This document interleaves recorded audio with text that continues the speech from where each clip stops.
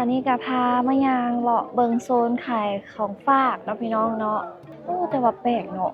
เดือนนี้รู้สึกว่าชาวต่างชาติแบบยุโรปอีกทวีปหนึ่งอะนะมาเที่ยวหลายเลยตึงประแจที่จากลูกระเบิดมันบอกว่า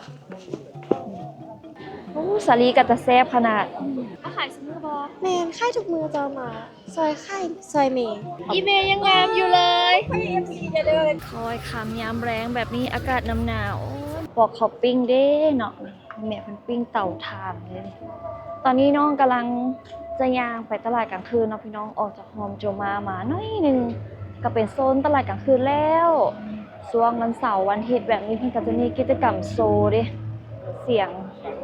ตึงตั้งทางด้านหน้านี่เนาะพี่น้องเนาะเดี๋ยวสิพาย่างไปเบิ่ง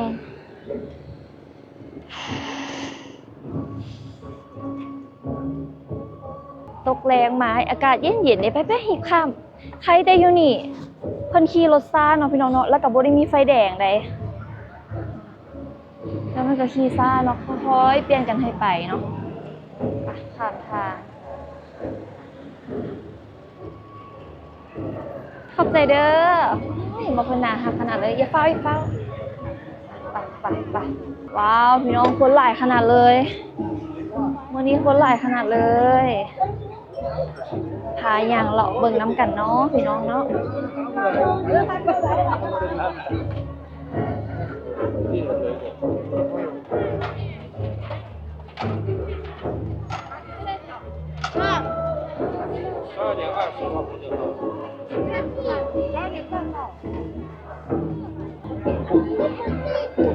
30,000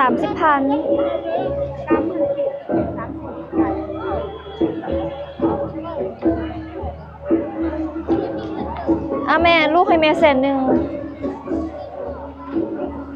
ให้แม่ช้อปปิ้ง100,000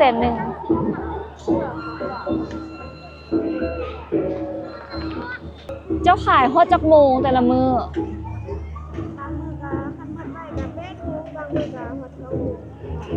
กับประมาณ8-9 โมงใกล้สิปิดแล้วตัวนี้เฮงๆมันหมาเด้อใจ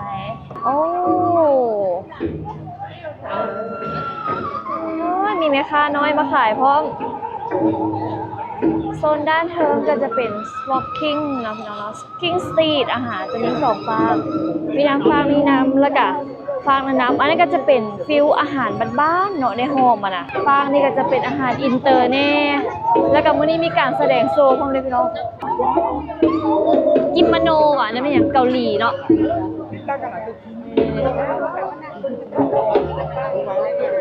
คนพี่น้อง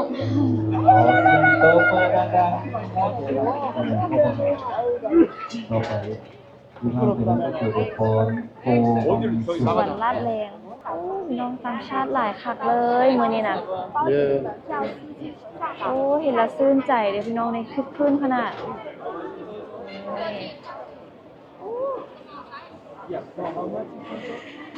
เย็น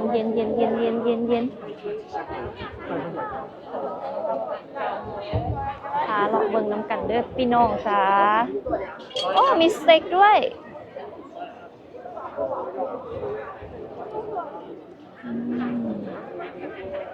เบิ่งเลาะเบิ่งแบบนี้น้ำกันเนาะพี่น้องเนาะ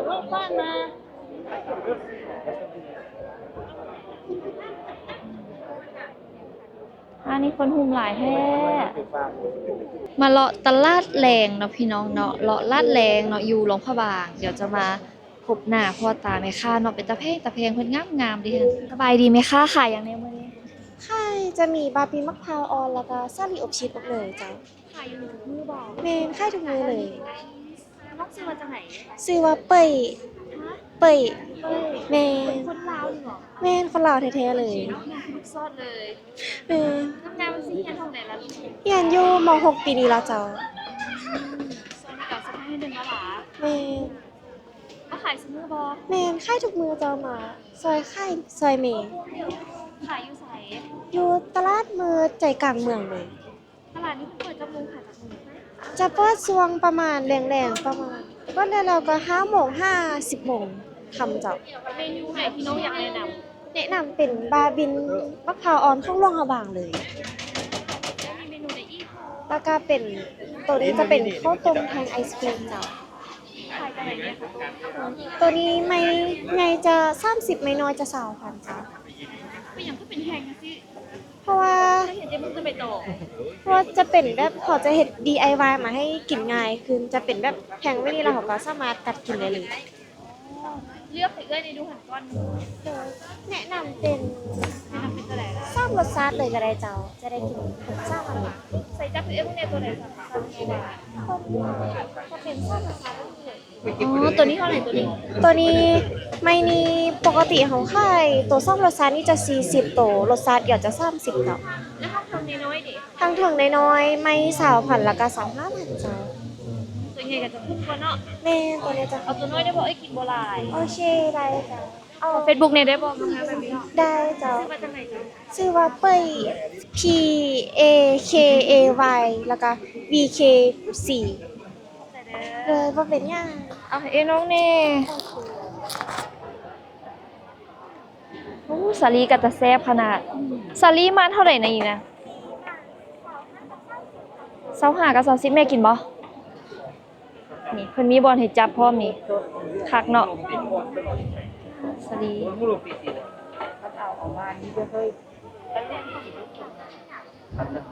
อันนี้เขาใส่อย่างแน่ ตัวนี้จะเป็นมะขามเขาจะเป็น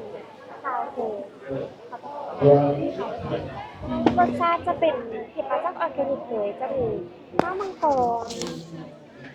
จะมีมังมังกรใบเตยแล้วก็ข้าวกำเจ้า ไม่ได้ใส่สีบอก บ่ได้ใส่ซี่เลย ข เจ้า องธรรมชาติเนี่ย แม่ ผู้ใดเป็นคนเฮ็ดดีนะ แม่เลย อีเมย์ยังงามอยู่เลย FC จะเดินตัวจริง จุงงามคุณตัวจริงเดี๋ยวนะ ตัวจริงจังหวะก็อยู่ในอันติ๊กต็อก อีหลีบอก เนี่ย โอ้ยมีข้าวตักหวา ชื่ น อเจ้าดิดิ ไปหน่อย ก็ชื่อเจ้าเลยโอ้ยมี ฝั่งสิบเราที่เห็นมันเนี่ย นี่ขอบใจเด้อที่เจอกันได้เด้ออีเมย์งามๆสิมีลูกสาวจักคนสองสามคนผู้นี้กับแมนบอกผู้ใดลูกกกลูกกกผู้ใดลูกกลางเคยบอกอ๋ออันนั้นน้องล่าน้องล่าซื้ออย่างคนนั้นน้องล่า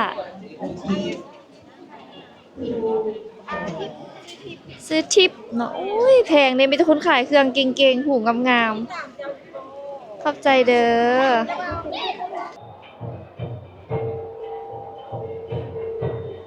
ตอนนี้ก็พามายางเลาะเบิงโซนขายของฝากเนาะพี่น้องเนาะอากาศดีนะเย็นๆเนาะสำนี้พอดีอยู่คันหาวก็นี่บ่ไหวเนาะบ่ลึงยันน้ำพันบ่อาบโอ้แต่ว่าแปลกเนาะเดือนนี้รู้สึกว่าชาวต่างชาติแบบทางยุโรปอีกทวีปหนึ่งอะนะมาเที่ยวหลายเลยหลายแฮงเนาะตอนนี้คนละแบบเต็มบอนยางลิ้นเลยตั้งไหนจบเวลาขอส่วนๆเด้อพี่น้องเด้ออากาศดีๆสิมาเที่ยวลาวเหนือนำกันเนาะเส้นหลวงพระบางแบบนี้ อันนี้ก็เป็นอีกแขวงหนึ่งที่น้องมักมารู้สึกว่าบรรยากาศดีผู้คนใจดีนะฮักเนาะนี่แม่อยากได้อย่างอีกบ่อยากได้คำซื้อคำให้เฮาแน่คันแม่อยากได้คำลูกก็อยากได้คำสลายอยู่นี่เพิ่นก็จะมาจับจ่ายซื้อเป็นผ้าแพรตุ้มเนาะผ้าแพรตุ้มนี้แบบนี้เลยนะของที่ระลึกเป็นถุงผ้าเป็นกระจกกระแจเฮ็ดด้วยเงินบ่เลทอันนี้เขาจะว่าเฮ็ดจากลูกระเบิด กินของกับป้า อ๋อนี่เนาะเป็นกระแจที่จากลูกระเบิดเพิ่นบอกว่านี่หลายครอบครัวก็เอาลูกมาขายเครื่องนำเนาะพี่น้องเนาะแบบนี้เลยเด้อเสื้อต้อนของฝากเนาะฮอดแล้วสบายดีประเทศลาวตัวน้อยตัวใหญ่มีหมดเลยโอ้กระโปรงงามเนาะพี่น้องเนาะอันนี้เป็นกระโปรงทองพังงงบ่แม่นบ่คันเจอบ่ผิด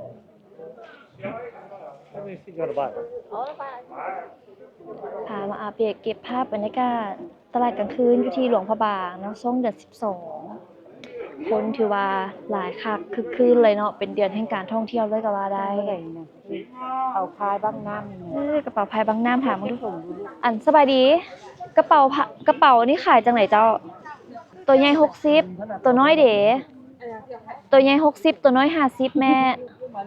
สีแดงงามมาเลือกไป แม่เลือกเอารถแม่มักตัวใด ย่อยบ่ดีสีนี้กับสีนี้คือ ใส่เบิ่งดูเลือกเอาตัวใด ตัวสร้างบ่มีเด้จะได้ตัวนี้ ตัวนี้เท่าไหร่นะเจ้า ที่เป็น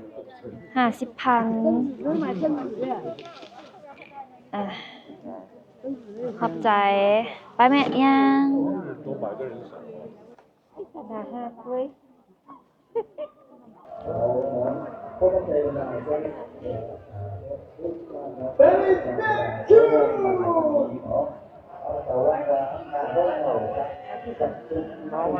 จะเรียกว่า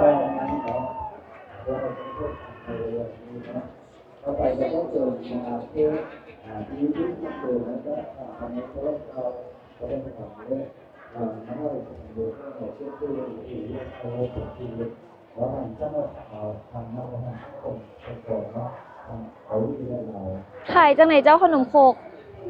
5 อัน5 อัน10,000โดย อันนี้ก็จะเป็นโฮมอาหารพื้นบ้านเดพี่น้องเอ้ยเข้ามาก็จะเจอเลยห้านแผงขายบักไม้ แล้วก็แหนม ที่ก็มี อะไรทำไมหลายอย่างเลย ขนมครกก็มี ขนมโคกผ้านี่คือกระแทบเนาะ ขายจังไหนเจ้าฮะ ถ้วยหนึ่ง10 ผัดที่มี อ๋อหาคู10,000โดยอุ้ยแม่ค้าเพิ่นใจดีเพิ่นให้3คู่เลย ใหญ่ เด้อเงินเด้อเจ้าเด้อ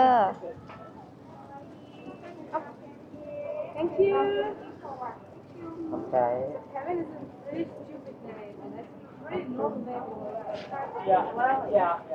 thank you ขอบใจขอบคุณเดียวกัน น่าฮักเนาะ มีบุญมีคุณใส่ถุงใส่ถุง ใส่บ่แม่กินเลยบ่บ่ใส่กินเลย ฮอนๆเด้อ ระวังฮ้อนเด้อเป็นว่าครับผู้สาวเฮ็ดบ้าบินใหม่แท้ เริ่มบกเริ่มบางแล้วดิว้าวเบเกอรี่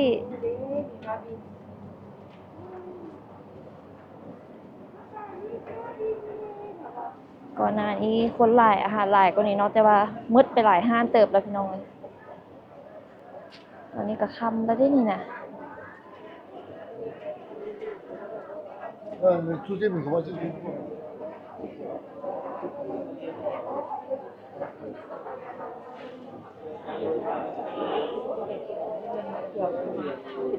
โซนนี้คือคนหลายแท้โอ้เป็นห้างซินดาดบอ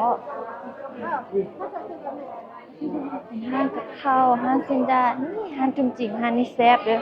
เคยมากินหลายครั้งแล้วนี่นี่กับข้าวลาวๆพี่น้องต้องห้างนี่หลายคักนะ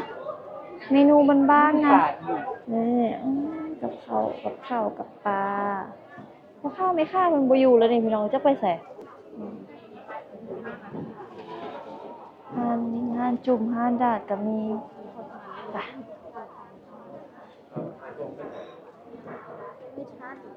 ย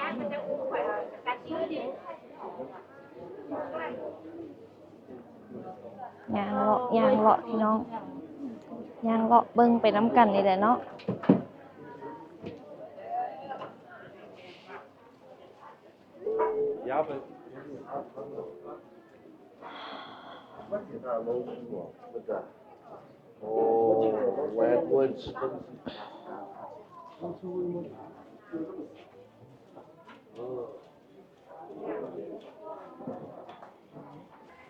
สลายขายเครื่องอยู่นี่ก็จะเป็นผ้าโบเป็นของเฮ็ดจากมือโบอย่างเช่นแบบจักสานกระเป๋าผ้ากระเป๋าทักเป็นพวงกระแจเป็นชุดผ้าสิ้นผ้าตุ้มอย่างเป็นแบบที่ส่วนใหญ่เนาะนี่เครื่องหัตถกรรมเนาะพี่น้องเนาะมีหลากหลายแบบเล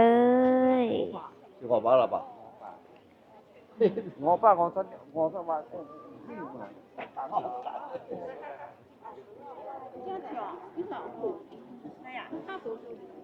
แล้วน้องก็มักเด้ขันโออยู่หลวงพระบางแล้วเพิ่นก็จะมีลายที่เป็นเอกลักษณ์เลยพี่น้องได้เห็นบ่จะเป็นขันโอตุ้มๆแบบนี้เนาะพี่น้องเนาะเห็นบ่ มื้อนี้ก็บ่มีหยังหลายนะพี่น้องเลาะน้ำกันหมดมื้อเลยเนาะเดินทางก็เมื่อย แต่ว่าดีที่อากาศดีก็สมแล้วที่แบบได้มาเนาะก็ถือว่าคุ้มละดีใจละได้พามาเที่ยวกับครอบครัวแบบสิเดี๋ยวจักหน่อยน้องก็สิได้ขอตัวกลับที่พักก่อนเนาะพี่น้องเนาะตั้งแต่เดินทางมาจนฮอดปัจจุบันนี้ก็ถือว่าโอ้ได้ไปหลายบ่เลยเนาะจากออกจากบ้านมาเนาะซื้อค่าปิรถไฟคนหนึง393,000 กีบเนาะหลังจากนั้นมาเฮาก็ได้มาเช่ารถเหมารถจากสถานีไปเที่ยวตากงซีแล้วก็เลาะกินข้าวกินน้ำ เล็กๆน้อยๆเนาะเฮามากัน6คนเหมามื้อหนึง1ล้านกีบเนาะก็ตกอยู่คนละแสนปลาย200,000ก็ประมาณแสนปลายเกือบ200,000เลยแหละก็ถือว่าราคาก็โอเคอยู่สิเนาะแต่ว่ามันก็เป็นรถเฮาใช้ส่วนตัวในกลุ่มของเฮาสิเนาะอยากจอดใส่ก็จอดอยากแวะใส่ก็แวะคันมาหลายคนมันก็จะดีแบบนี้แล้วก็กินข้าวกินน้ำเนาะก็เป็นอาหารจานเดียวกินไปกินมาฟีลประมาณนี้เนาะก็ซื้อน้ำกินอยู่รถ แล้วหลังจากนั้นเราก็ได้เข้าสถานที่ก็เป็นใต้กงชีก็จะมีค่าเข้าเล็กๆน้อยๆเนาะบ่จื้อคือกันเอ้ยเป็นคนจ่ายเนาะพี่น้องผู้ใดไปขึ้นไปเข้าแล้วหมดเท่าไหร่แล้วบอกน้องแน่เนาะเฮาไปแบบฟ้าวๆแน่ก็เลยแบบบ่ทันอิหยังเลยเนาะก็ได้เห็นได้ถ่ายรูปแล้วก็หีบออกมา แล้วก็มาเข้าที่พักคืนหนึง450,000บ่อนที่น้องพาไปพักก็ถือว่าโอเคเลยนะเนาะพี่น้องว่าบ่ราคาก็ถือว่าย่อมเยาเลยเนาะเริ่มต้นก็250,000ขนาดว่าไผมาผู้เดียวเป็นห้องน้อยๆนอนคนเดียวแล้วก็โฮมทางเข้าโจมาก็มีที่พักอีกหลายแล้วก็ในหลวงพระบางก็มีที่พักอีกหลายเนาะให้ทุกคนนั้นได้เลือกพักตั้งแต่ราคาถูกถึงราคาแพงเนาะอันนี้ก็ขึ้นกับว่าทุกคนอยากพักแบบใดเนาะก่อนหน้านี้ก็แบบที่พักแถวใกล้ตลาดกลางคืนนี่ก็หลายเนาะสามารถมาเลือกมาได้เนาะถ้าทุกคนมาดีพักอยู่ไสบ่ไหนประทับใจบอกน้องแน่เนาะเดี๋ยวมื้อหน้าก็สิได้ไปตามนำแล้วตอนนี้ก็น่าจะซื้อเครื่องเล็กๆน้อยๆเนาะกินของกระจุกกระจิบกินมักไหม้แล้วก็ซื้อของติดไม้ติดมือเมื่อพอได้เป็นที่ระลึก มื้อนี้ก็พามาลิ้นมาเที่ยวเนาะพี่น้องเนาะ1มื้อที่หลวงพระบางมื้อนี้ก็สิได้ไปก่อนเด้อพี่น้องเด้อต้องขอขอบคุณทุกคนหลายๆที่เข้ามาติดตามรับชมเนาะไปเลาะมาเที่ยวนํกันมื้อนี้ก็เป็นเมื่อยๆเนี่ยเพราะว่าเหงาเมื่อคืนนี้ตื่นเต้นนอนดึกนอนประมาณ2โมงตื่น6โมงแล้วก็มาเฮ็ดเวียกเรือนเนาะแล้วก็เดินทางออกมาเว้ามาสิกลับมาหาความเก่าต้องขอตัวไปก่อนแล้วเด้อพี่น้องเด้อบ๊ายบายแล้วพบกันใหม่